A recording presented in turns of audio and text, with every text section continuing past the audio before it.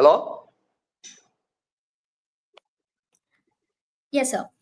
Hello and Yes. welcome, Federal viewers. Thanks for joining us. As all eyes are set on the undocking of Axiom 4 with Group Captain Shubanshu Shukla returning from the Axiom 4 mission, the mission offers ISRO critical insights into astronaut performance, international coordination, and space recovery. And we have with us Mr. Ranganathan, former Deputy Director of ISRO, to help us understand what this means for ISRO's future. Thanks for joining, sir. Thank you.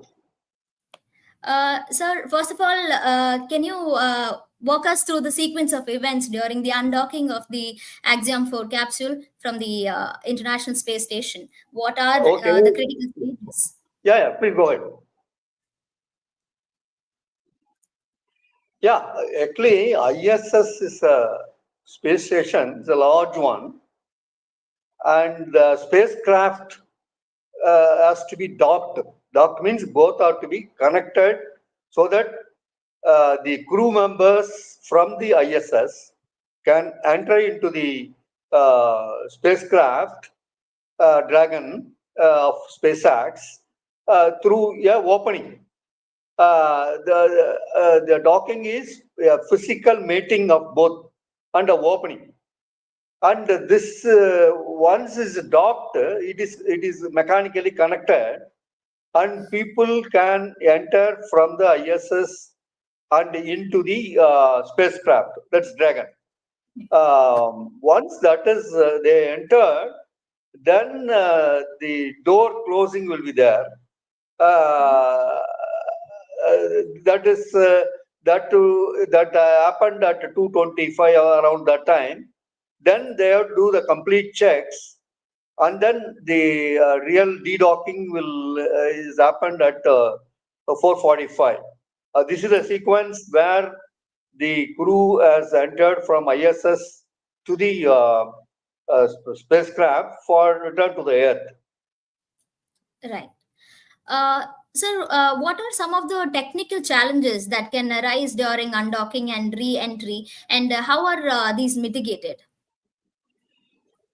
Strictly speaking, the undocking the complete sequence of events till the undocking happens.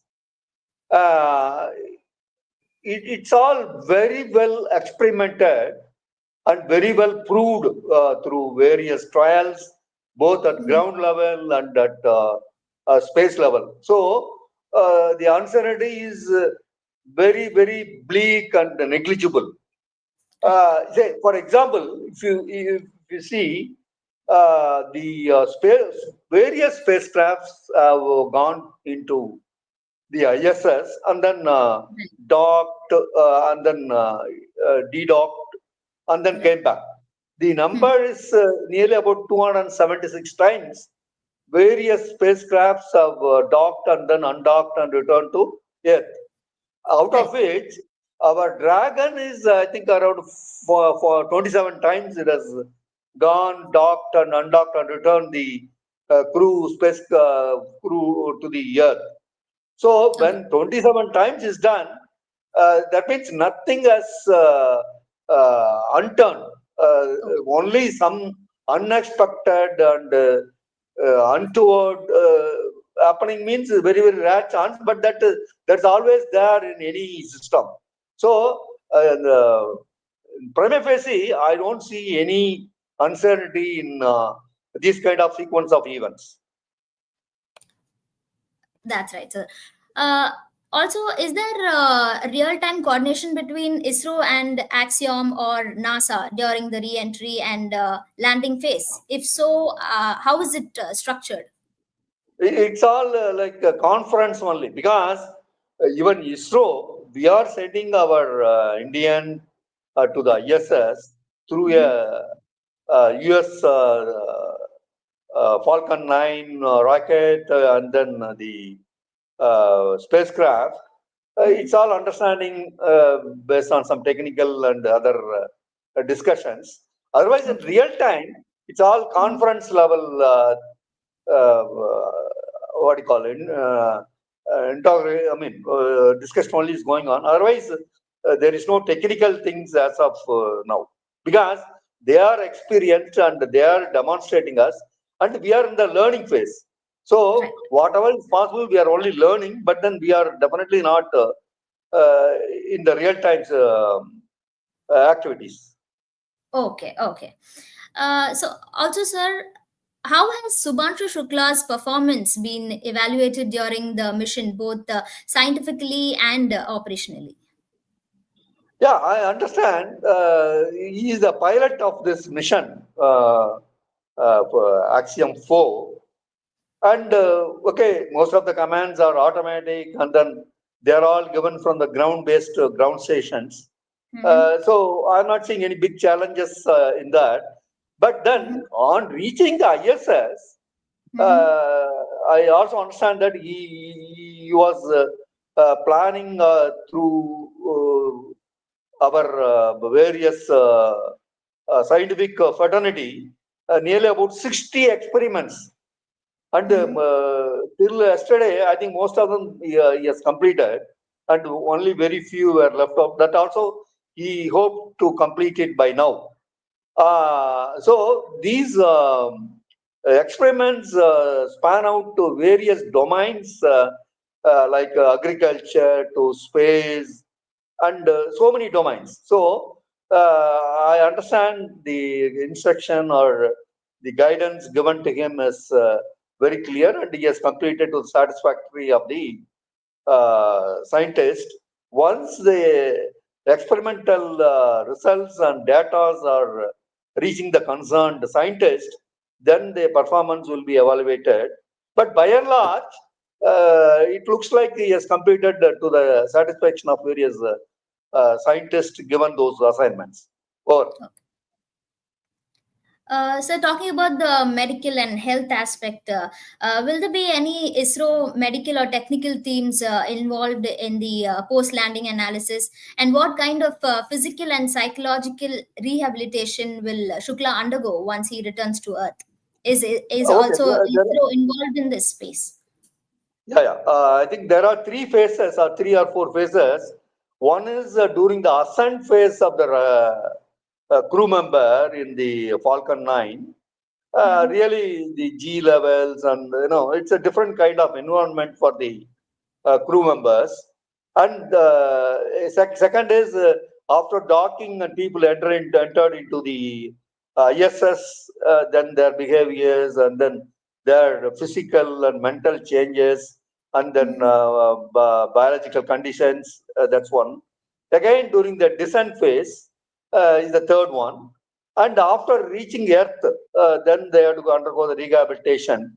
So, in general, these are the four different phases. A crew member will have to be monitored very closely, because there is a transition in every time there is a transition of events, and then their healths also are bound to vary based on these four events. So, actually speaking, Mm-hmm. uh, we are acquiring the knowledge in what do you call in understanding the health parameters in various phases, etc. But then, after all, human being, their the medical parameters everybody knows. So all those parameters are received by the ground control center at US, and then they are Mm-hmm. all transferred to the Indian surgeons of our Indians, and there are frequent conferences are happening between the medical experts of US and the US means NASA and our Indian thing. So this is also one department where India has to learn a lot, and we are learning, and we have learned in this mission, and we are going to learn in the subsequent events also. Over. Okay. Sir, how does Shukla's return from space contribute to India's Gaganyaan mission? Are there specific data points or learnings ISRO will apply? Of course, the very purpose of sending Suman Shukla is only to learn a lot of things from this. Say, Right. one is, say, everybody must be knowing that India is working on two major uh, targets in the future for Right. ISRO and for the country as a whole. Yeah. The first one is we are having a plan to establish our Bharatiya Antariksh Station, that's Mm-hmm. BAS, in Okay. early 2030s, Okay. for which ISRO is already working. uh, Sending, I mean, establishing a space station right Mm-hmm. from scratch is a Mm-hmm. very challenging task the ISRO has to do, and the time frame is very limited. We have only a decade plus, and then we Mm-hmm. have to learn a lot of things, and then such things of our own learning is it will take time. So these kind of experiments, I mean, learning the things by sending our Shukla to space, and he Mm-hmm. undergoes the whole thing, no, from rocket to spacecraft to Mm-hmm. ISS, and then returning back, witnessing a lot of activities and events, and conducting experiments in ISS, being in space for about 18 days, Right. his medical conditions, the medical data, and the results and of the 60 experiments which he has conducted in ISS and space. All Mm-hmm. these are very vital inputs for our research scientists and in general, and ISRO in particular, and a lot of inputs he is going to bring to us, and experience that more than the data, the experience, what he is going to talk, what is going to give us, what is his experience, such things is going to give a tremendous input for our BAS, that is Bharatiya Antariksh Niwas, I mean Antariksh Station. And then Mm-hmm. the Chandrayaan 4 is another big milestone which is going to happen in 2047 or so, which the Mm-hmm. country has uh, given to ISRO. And the Chandrayaan 4 is matriculating. Yeah, an Indian is going to the uh, uh, moon, and then bring back some samples and such things. No, again another Herculean scientific challenge and task which our Mm-hmm. ISRO and country is having. So, Right. for these both the future missions, major missions, these Mm-hmm. experiments will be very much useful, and a lot of data are going to come out of this. Over. Yes, sir. And we are very much looking forward for the future missions. Yes, Sir, definitely. is ISRO planning to develop its own independent human spaceflight return capabilities similar to Crew Dragon in the long term? Yeah, that's right. That's right. ISRO is already embarking on that. It Okay. is not a totally a new vehicle, and now we have no the people call okay, it's GSLV Mark III, Mm-hmm. and this Mark III is going to be augmented with various propulsion and other systems, and then it will be human rated. I mean, the what is human rated is the reliability of human rated vehicles much more compared to the other satellite carrying vehicles. The human rating propulsion system, I think all the propulsion systems are already been qualified with the recent C25 engine in Mahindra recently.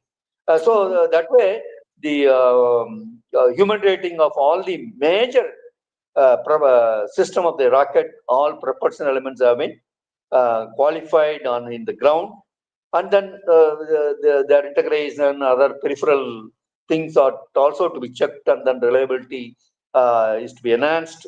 With that, I will be ready for the Gaganyaan mission. And as my understanding goes, as per Chairman ISRO, the unmanned Gaganyaan mission is planned in the November, December of this year. I think we look forward that mission, followed by a real Indian is taking off from Indian soil and going to orbit and then come back. Let's hope for the best. Yes, sir, sure. So thank you so much, sir. Once again, it was really very informative talking to you, sir. Thank you for time. Thank you. Thank you. Thank you very much.